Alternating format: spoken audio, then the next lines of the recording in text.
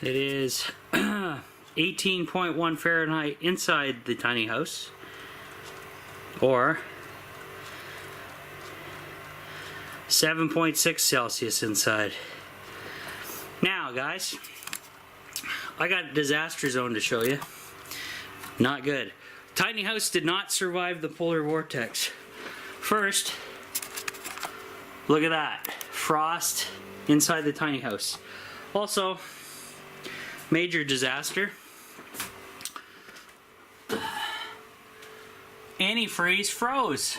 That's how cold it got. Beyond minus 35, it froze. So we got a mess here and down here. Not only that, I can't get the propane stove to run because I got to replace the batteries in the switch.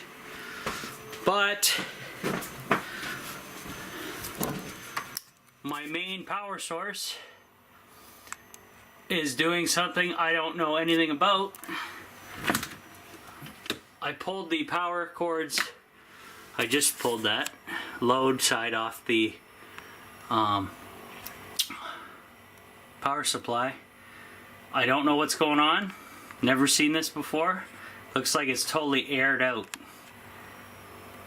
Focus. Focus, camera. Anyway, this one's working. The one that I thought was dead. And this one, I don't know what the hell is going on with it. So things are not looking good. Yeah, so I gotta get some power onto the propane stove and my slippers on, because I got a lot of work to do. Gotta get the heat on. I got the fans plugged in, but the heat's not coming on yet. So the tiny house not surviving very well the polar vortex. I was not here for the polar vortex because I was taking care of my dad, but that's the way things go. So I'll be back once I get the heat on and fix a ton of problems.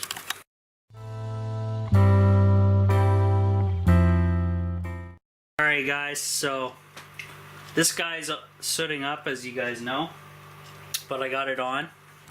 I got some batteries on charge on the solar. I reset the solar. I got a fire started after cleaning out the flue pipe and shortening it up. And I'm just going to leave the door open for a little bit to get this puppy going. So I cleaned up a lot of the crap.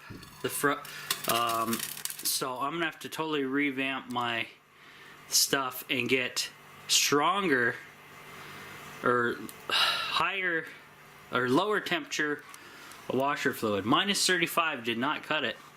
And the only saving grace I have is it did not destroy my rad or my pump, as far as I could tell. Thank God. So you can see the frost sparkling on there.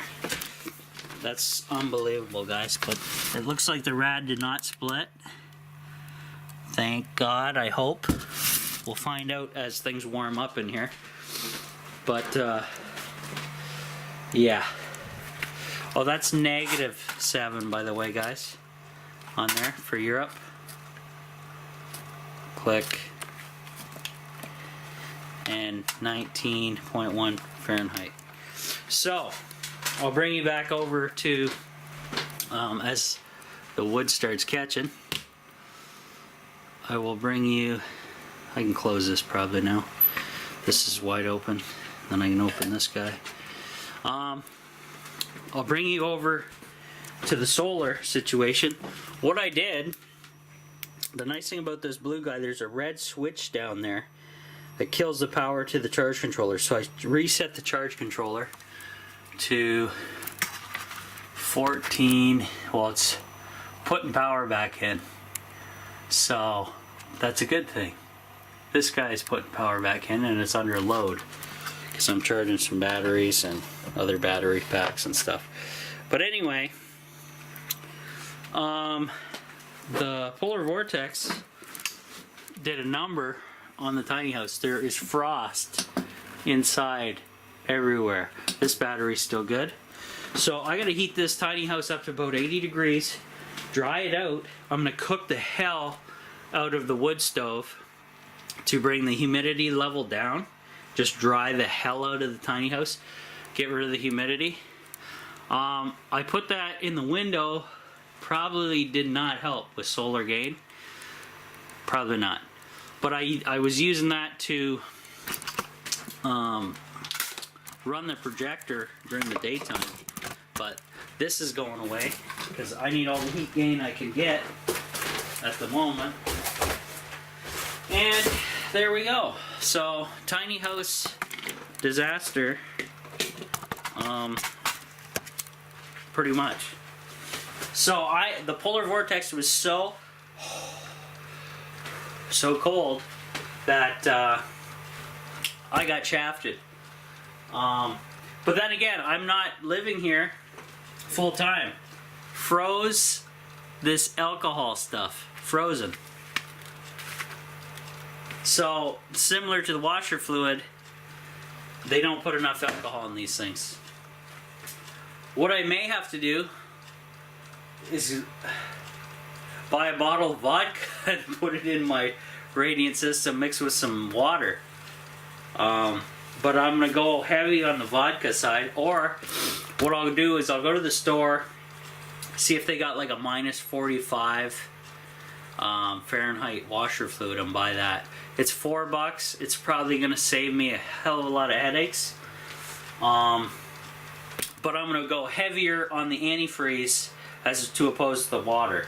Now, I don't care how much that affects the heat transfer. I just don't want this happening again and freezing. But it shouldn't happen again because by then I should be moved in full time. But I'm not going to chance it. I'm going to just go ahead and go and buy that stuff. I can do that. I have some pocket change. It's probably, what, $5 a bottle. I will do that. I'm going to drain this whole system out. Not until this place is like 80 degrees roasting in here. I'm going to drain all that out. I have no water to add to it, which is going to be nasty, but I'm going to pour the entire bottle of the minus 45 into the system. Possibly the entire bottle. See how much it holds. And go from there. So, we got the fireplace going. I gotta get this place completely warmed up. I have zero power until I get the batteries warmed up in here. Well, I have power, but I can't put a heavy load on it because it went freaky again as soon as I did that. So I gotta let everything warm up in here and then go from there. So let's see how the fire's going. It's slowly catching. I'll open the door. Oh yeah, she's going. I found for my situation, I put a nice base of wood pellets down first. Then I add some, I squirt out a couple lines of the alcohol. And then I will add tinder on top and smaller pieces of wood. And it seems to work pretty well that way. I don't have issues of it going out and smoking and all that crap. So, anyway, the pump is saved somehow. Now, I don't understand this, guys. Stuff up here is freezing and it's got no contact with the ground. The stuff on the ground is not freezing. What? So the stuff airborne that's not in contact with anything but the air is freezing. The stuff that's on the freezing cold ground is not freezing. I don't understand, but whatever. So, then again, I did put heavy alcohol down the bottom, but you would think everything would mix together when your pump's running and it would balance out. It would find a place. But there you go. So my fan's just kicking on. Thermoelectric generator. The radiant tube is done for today. I can't run it because it's completely frozen. So I'm just gonna burn hot and heavy in the stove and hot and heavy on the propane till this place is scorching hot. And I gotta charge this camera because the cold's affecting that too. So there you go. Just wonderful. Wonderful, wonderful, wonderful. Not wonderful. So I'll see you guys in a bit once we get this place heated up.